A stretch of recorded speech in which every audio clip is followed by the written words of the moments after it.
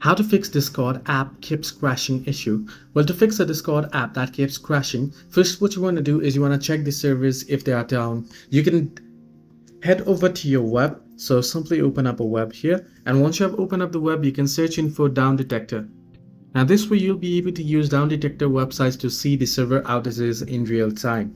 Now sometimes it can be a hardware issue as well. So if you're using Windows or Mac and PC, then what you want to do is you want to disable your hardware acceleration. Now if you're using Android or iOS device, you can always force close the application first. Make sure the app is updated to the latest version. If necessary, you might have to reinstall the application itself as well. But before doing so, simply open up settings. Once you head over to settings here, scroll down and head over to the apps option. Once under apps, scroll down further and find the Discord application, or you can use the search bar at the top of your screen to search in or type in Discord, and then head over to the storage option. Once you're on the storage, tap on clear cache and proceed to clear the cache, and this should fix the issue for you as well.